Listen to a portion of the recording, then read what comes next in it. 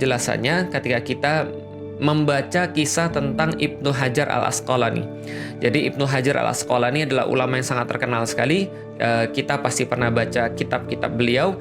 Dan beliau ini, Ibnu Hajar, adalah salah satu qadhi, salah satu hakim di masa pemerintahannya di Mesir. Nah, jadi suatu waktu ketika Ibnu Hajar ini masih hidup, maka karena dia adalah seorang qadhi yang cukup ternama, seorang hakim yang cukup ternama, maka dia difasilitasi dengan iring-iringan yang bagus. Jadi dia difasilitasi sekarang dengan kendaraan yang lumayan bagus lah. Suatu waktu ketika Ibnu Hajar ini berjalan, ketika pulang ke rumahnya dengan iring-iringan yang cukup besar ini, maka dia dihadang oleh seorang Yahudi penjual minyak. Dan Yahudi ini beragama bukan Islam. Jadi ketika dia dihadang di tengah-tengah ini, Yahudi menghadang Ibnu Hajar al-Asqalani lalu kemudian protes. Protes dalam tanda kutip. Dia bilang gini sama Ibnu Hajar, "Wahai Ibnu Hajar, katanya kan kamu orang yang berilmu. Katanya kan kamu orang yang punya pengetahuan. Dan katanya kamu ini adalah orang yang beriman kepada Allah dan Rasul-Nya. Karena kamu adalah seorang Muslim. Aku mau protes." Apa kata Yahudi tadi? "Saya mendengar hadis Rasulullah Sallallahu Alaihi Wasallam." Jadi keren ya. Jadi orang Yahudi zaman dulu hafal hadis gitu ya.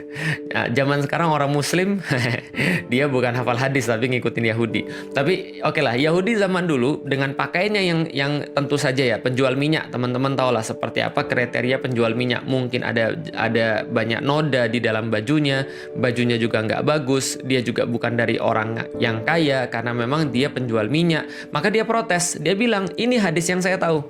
Ad-dunya sijnul mu'min wa jannatul kafir." Sesungguhnya dunia ini seperti sebuah penjara bagi orang-orang mukmin dan seperti sebuah surga bagi orang-orang yang kafir. Sedangkan coba lihat keadaanmu sekarang, wahai qadhi, wahai Ibnu Hajar al-Asqalani. Kamu punya iring-iringan, kamu punya kendaraan bagus, kamu pakai baju yang lumayan, dan di rumah kamu ditunggu dengan tempat tinggal yang juga lumayan. Sementara katanya aku kafir, katanya aku bukan muslim. Tapi engkau lihat saya, mana surganya? Katanya Rasulmu surga itu adalah saya itu di dunia seperti surga. Mana surganya? Tempat tinggal saya pas-pasan, baju saya juga pas-pasan, lalu saya itu miskin, saya cuma penjual minyak. Mana Rasulmu? Rasulmu bilang dunia ini seperti surga bagiku dan seperti penjara bagimu orang-orang mukmin. Kayaknya Rasulmu tuh salah. Coba ini apa artinya? Maka Ibnu Hajar al-Asqalani turun dari iring-iringannya lalu kemudian menjawab pertanyaan Yahudi tukang minyak tadi dengan jawaban yang Masya Allah. Ibnu Hajar bilang begini, dia sambil senyum lalu bilang gini, "Jadi gini wahai saudaraku, dunia ini penjara bagiku. Kenapa? Karena seenak-enaknya seorang muslim di dunia, maka dia tidak bakal betah. Kenapa? Dibandingkan dengan surganya Allah yang dijanjikan oleh Allah Subhanahu wa Ta'ala dan segala kenikmatannya di dalam Al-Quran itu, maka ketika membaca setiap kenikmatan-kenikmatan yang dijanjikan oleh Allah Subhanahu wa Ta'ala, maka itu benar-benar membuat kami muslim tidak betah di dunia. Kenapa? Kami pengennya segera mendapatkan janji Allah Subhanahu wa Ta'ala di dalam surga itu. Maka ini udah kayak penjara. Kami disuruh menjalani banyak beban di sini.